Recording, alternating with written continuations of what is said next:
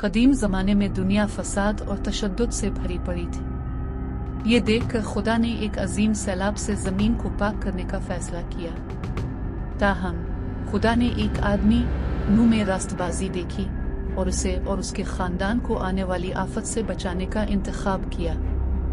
खुदा ने नूह को गोफर की लकड़ी से एक बड़ी कश्ती बनाने की हिदायत की, जिसमें उसकी तूल व अर्ज़ और तामीर की तफसील थी।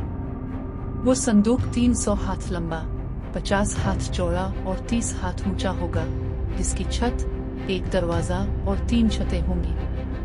नूह ने अपनी अटल फर्माबरदारी को जाहिर करते हुए एहतियात से खुदा के अहकामात की पैरवी की। खुदा ने नूह को यह भी हुक्म दिया कि वो तमाम जानदारों, नर और मादा के जोड़ों को कश्ती में लेकर अपनी नस्लों को महफूज रखे। मजीद बरआं नूह को अपने खानदान और जानवरों के लिए काफ़ी खुराक जमा करना थी।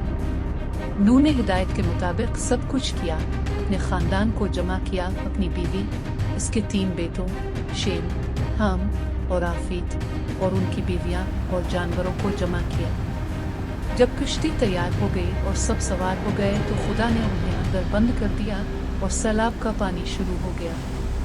40 दिन और 40 रातों तक आसमान से बारिश बरसती रही और गहरे चश्मे फूटते रहे। पानी बढ़ गया, बुलंद तरीन पहाड़ों को ढकने लगा और कश्ती के बाहर की तमाम जिंदगी खत्म हो गई। अंदर नूह, इसका खानदान और जानवर महफूज थे। 150 दिन के बाद खुदा को नूह और कश्ती याद आई। उसने हुआ चलाई और पानी कम होने लगा।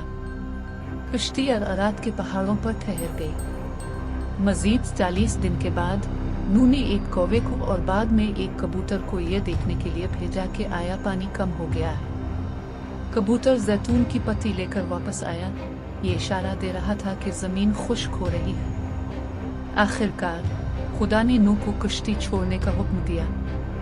नूह और उसके खानदान ने जानवरों के साथ खुश्क जमीन पर कदम रखा। नूह ने खुदा के लिए एक कुर्बानगाह बनाई और शुक्रगुजारी की कुर्बानियां पेश की।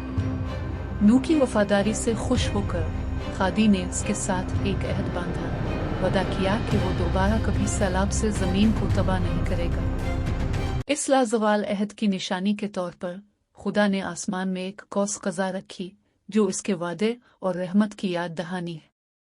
नूह की फर्माबरदारी और ईमान ने इंसानियत और जानवरों की बादशाही को बचाया था, जो जमीन पर जिंदगी के लिए एक नई शुरुआत का निशान लगा रहा था।